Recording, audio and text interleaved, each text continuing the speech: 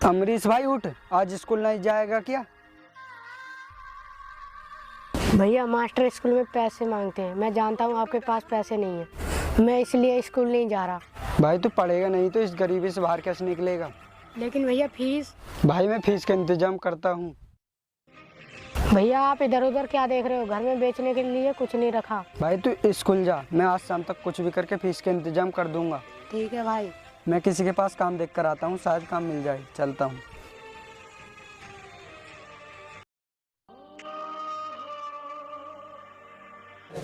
ये कैसे काम कर रहे हो? जल्दी जल्दी हाथ चलाओ। शायद मुझे लग रहा है यहाँ पर काम चल रहा है, चलो चल कर देखता हूँ। अरे ये काम चल रहा है, इन मैम साहब से जाकर पूछता हूँ, शायद मुझे काम दे दें। मेरे भाई की फीस भी जमा हो जाएगी। चलो चलता हूँ।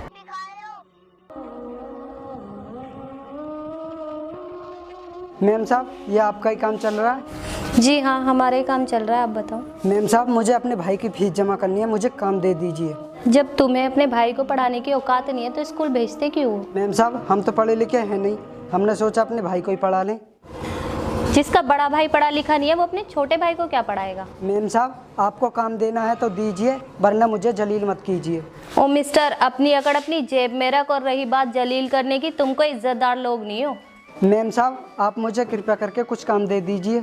हमारे पास काम की तो कोई कमी नहीं है, लेकिन तुझे मिलेगा नहीं। मैम साहब, मेरे साथ भेदभाव क्यों? क्योंकि तुम्हें बड़े लोगों से बात करने की तमीज़ नहीं है। मैं मानता हूँ मैम साहब, मुझसे गलती हुई है, लेकिन मुझे अब तो काम दे दो। हमारे यहाँ गलती की माफ़ी नहीं, सज़ा दी जाती है। मैम साहब, मुझे सज़ा दे ही दो, मैं हर तरह की सज़ा भुगतने के लिए तैयार हूँ, लेकिन मुझे काम पर रख लो। पक्का सच बोल रहा है? जी बिल्कुल पक्का, आप जो मुझे सज़ा दोगी वह मुझे मंजूर है। तो फिर जा यहाँ से, तुझे काम नहीं मिलेगा, यही तेरी सज़ा है। नहीं मैम साहब जी, आपने तो मुझे कहीं का भी नहीं छोड़ा, आपने तो मुझे धोखा दिया है। गरीब लोग कितने मूर्ख होते हो, पहले तो बिना सोचे समझे कुछ भी बोल देते हो, फिर बाद में रोते हो। मैम साहब, मुझे लगा कि आप मुझे दूसरी तरह की सज़ा दोगी। हमारे यहाँ ऐसे ही सज़ा दी जाती है।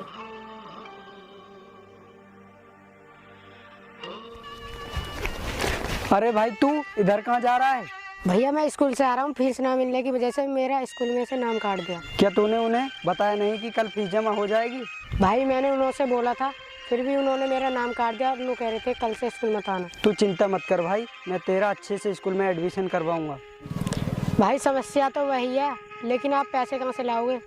भाई मैंने फीस का इंतजाम कर लिया है, मेरा एक दोस्त है, वह बहुत अमीर है, हम उनके पास चलते हैं, क्या पता वो हमारी मदद कर दें।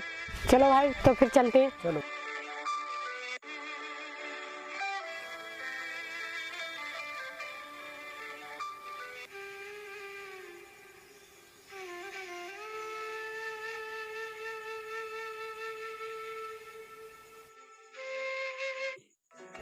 अरे तुम बहुत दिनों के बाद आए हो।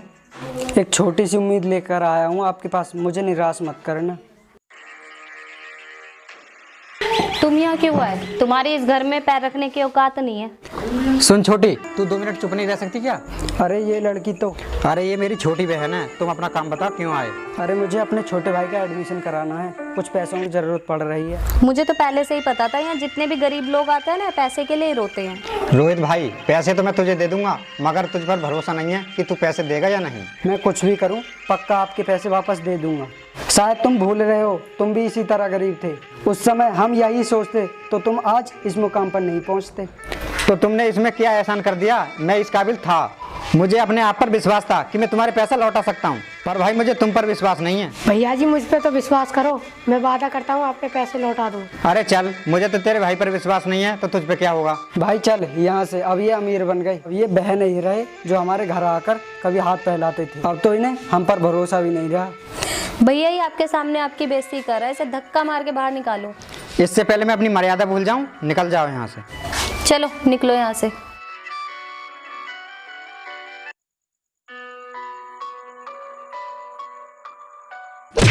चल भाई, भगवान इनके किए की सजा जरूर देगा। चल भाई, मैं कितना बदनसीब हूँ जो अपने भाई को पढ़ा भी नहीं सकता। भाई तुम चिंता मत करो, मैं अपनी पढ़ाई का इंतजाम खुद कर लूँगा। भाई तू ऐसा क्या करेगा? भाई मैं दिन में काम करूँगा और रात को पढ़ाई करूँगा।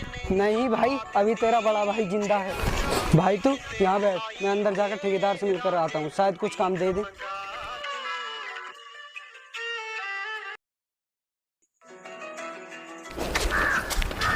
हेलो, मुझे तुम गाड़ी का नंबर बता दो, कौन सी गाड़ी है।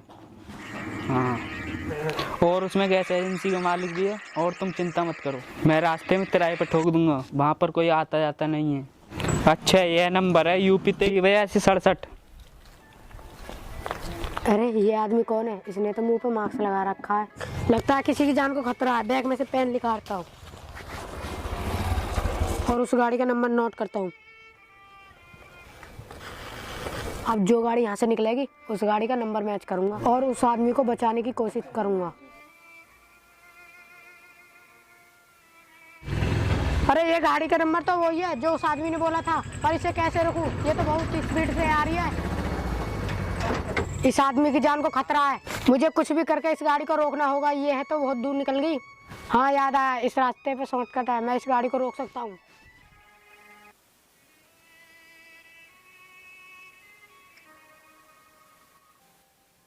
रोको रोको रोको।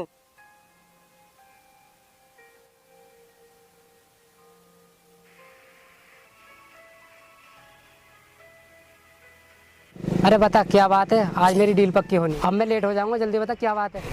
सर यह डील तो आपको दोबारा भी मिल जाएगी, पर यह जिंदगी आपको दोबारा नहीं मिलेगी। क्या मतलब? सर अगर मैं तुम्हें यहाँ नहीं रोकता तो तुम्हारी जिंदगी आगे जाकर खत्म हो जाती। क्या मतलब, सीधा सीधा बता। सर आपको एक आदमी मारने की प्लानिंग कर रहा था। इस दुनिया में बहुत आदमी है, पर तुझे कैसे पता चला वो मुझे मारना चाहता था? सर जिस आदमी ने आपको मारने के लिए बोला था उसने आपकी गाड़ी का नंबर बताया था। इस नंबर गाड़ी वाले को मारना है। मैंने पेन से नोट कर लिया था नंबर और मैंने आपको यहाँ रोक लिया था। तेरे अंदर टैलेंट तो बहुत है, तू होशियार बच्चा है। चल तू उस आदमी के पास ले चल जो मुझे मारना चाहता है। हम गाड़ी लेकर नहीं जाएंगे, जंगल के पीछे वाले रास्ते से जाएंगे। चलिए सर।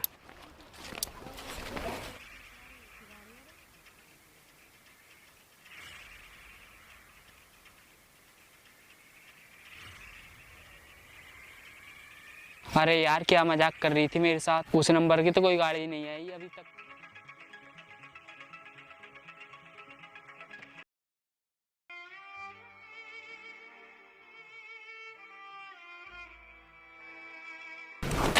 तू सच बोल रहा था भाई, तू यहीं रुक।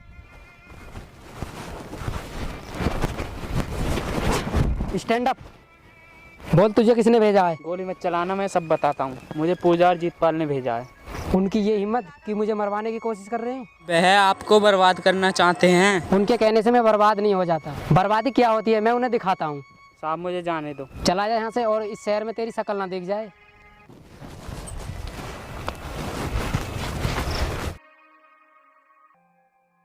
मुझे माफ कर देना भाई। मुझे तो आपकी जान बचानी थी। मेरी जान बचाने के लिए भाई तेरा बहुत बहुत धन्यवाद। साहब धन्यवाद करना था इस पेन का करो जिससे मैंने अपने हाथ पे नंबर नोट कर लिया था। तूने मेरी इस पेन से जान बचा दी। भाई मेरी एक हेल्प कर दो। तेरे जैसे इंसान इस दुनिया में बहुत कम है। मैं तेरी कैसी भी हेल्प करने के लिए तैयार हूँ। इसलिए नहीं कि तूने मेरी जान बचाई, बल्कि तू बहुत अच्छा इंसान है। अगर आप मेरी मदद करना चाहते हैं तो मैं पढ़ना चाहता हूँ, पर मेरे पास एडमिशन कराने के लिए पैसे नहीं। तुझे जितनी भी पढ़ाई करनी है आज से कर। तेरा खर्चा पढ़ाई का मैं उठाऊंगा और तू मेरे घर पर रहकर पढ़ाई करेगा और वहाँ हर सुविधा मिलेगी। चलो ठीक है। आओ।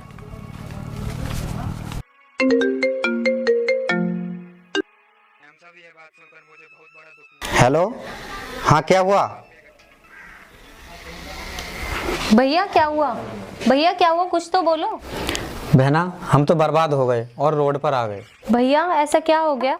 हमारी फैक्ट्री में आग लगी। ये सब कैसे हुआ भैया? ये सब किसने किया? हमने जिसे मरवाने का प्लान बनाया था वही हमें बर्बादी का रास्ता दिखा रहा है।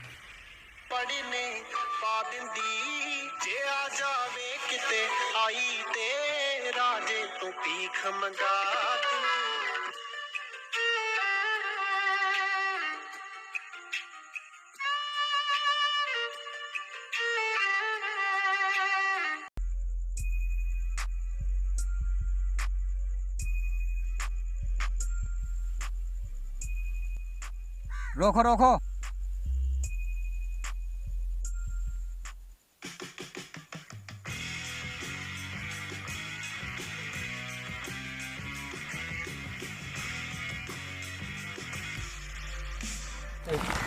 साहब कुछ पैसे दे दो, गरीब की मदद कर दो। पैसे तो मैं तुम्हें दे दूंगा, लेकिन मुझे तुम पर भरोसा नहीं है।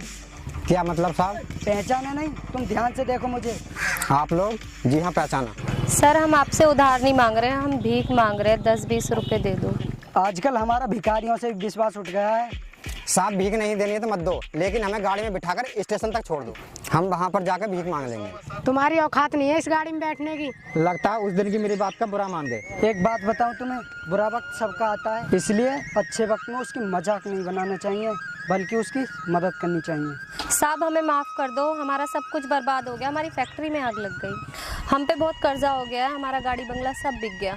मेरी एक बात जिंदगी में सदैव याद रखना, अगर तुम किसी का भला नहीं कर सकते तो तुम बुरा भी मत करना किसी। अगर तुम्हें उस दिन मेरी मदद नहीं करनी थी तुम नहीं करती, लेकिन उस दिन मुझे घर से धक्का मारकर नहीं निकालती। मैंने आपका ऐसा किया बिगाड़ा था। मुझे माफ़ कर दो, उस दिन मैंने तुम्हारे साथ बहुत गलत किया था।